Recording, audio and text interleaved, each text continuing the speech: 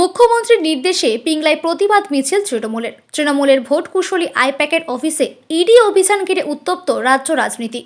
ED আধিকারিকরা ইতিমধ্যে I-PAC অফিসে তল্লাশি করে বাজেয়াপ্ত করেছে বেশ কিছু নথিপত্র। আর তাতে বেজায় ক্ষুব্ধ হয়েছে রাজ্যের মুখ্যমন্ত্রী মমতা বন্দ্যোপাধ্যায়। মুখ্যমন্ত্রী মমতা বন্দ্যোপাধ্যায়ের অভিযোগ, রাজনৈতিক প্রতিহিংসায় কেন্দ্রের বিজেপি সরকার উদ্দেশ্য প্রণোদিতভাবে নির্বাচনের আগে ইডিকে কাজে লাগিয়ে তৃণমূলকে কুলুষিত করার চেষ্টা করছে। আইপ্যাকের কর্ণধার প্রতীক জৈনের বাড়ি অফিসে তল্লাশি চলাকালীন মুখ্যমন্ত্রী মমতা বন্দ্যোপাধ্যায় ছুটে যান।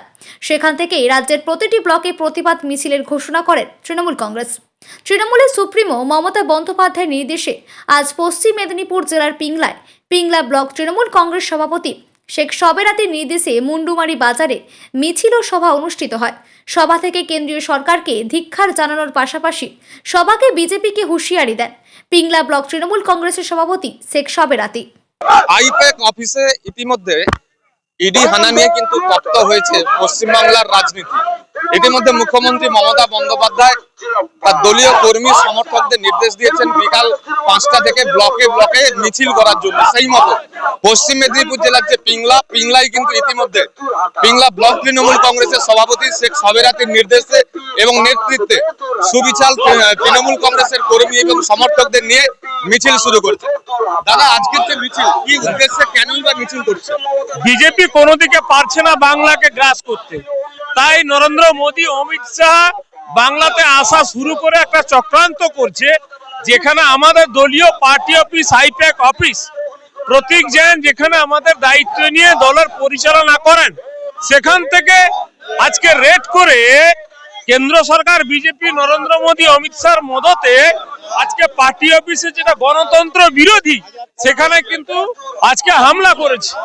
আমাদের দলীয় কর্মসূচি এবং প্রোগ্রাম এবং বিভিন্ন ফাইল সেখান থেকে লুট করে নিয়ে যাচ্ছে।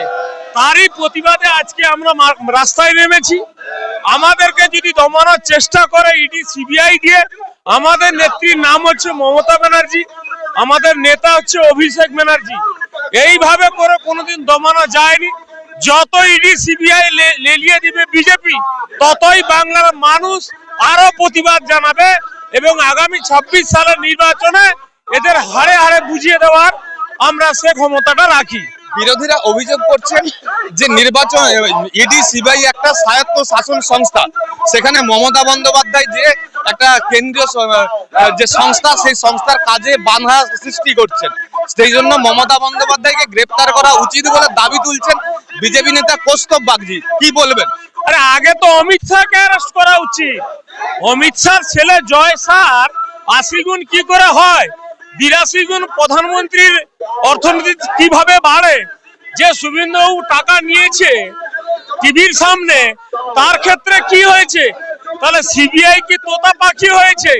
বিজেপির নেতাদের দ্বারা পরিচালিত হচ্ছে, ওই স্বশাসিত বলে কোনো ব্যাপার নয়, এটা একটা চক্রান্ত এবং এটা ওদের বিজেপির মদতে এটাই চলছে।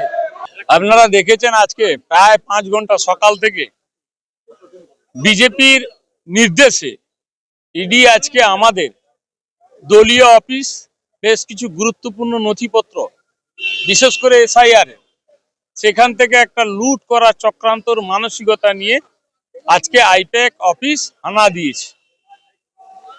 তারই প্রতিবাদে আজকে আমরা এখানে প্রতিবাদ জানালাম যে একটা রাজনৈতিক দলের কোনো অফিসে গিয়ে কোনো সংস্থা এভাবে কি যেতে পারে?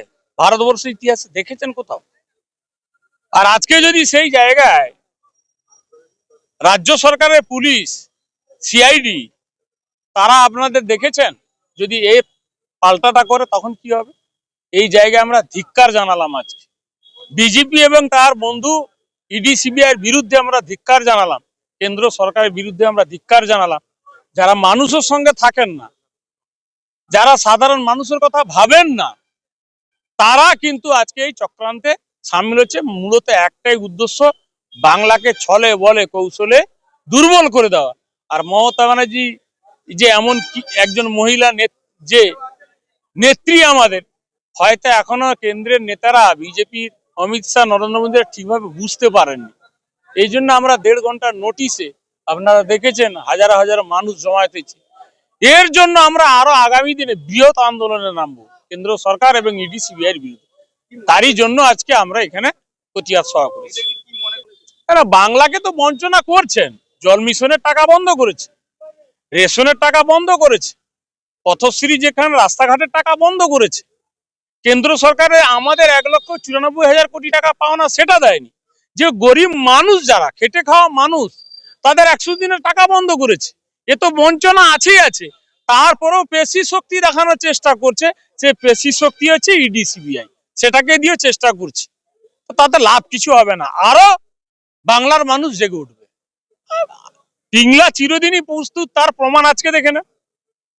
1 ঘন্টার নোটিশে যদি এখানে 1000 মানুষ উপস্থিত হতে পারে, তার মানে আমরা যে কোনো মুহূর্তে, আমি তো সেই 24 ঘন্টার নোটিশ হলে কি হতো আর 1 সপ্তাহ আগে যে নোটিশ হলে কি হতো সেটা বিজেপি পিংলা দেখেনি। এটাই তো তার প্রমাণ।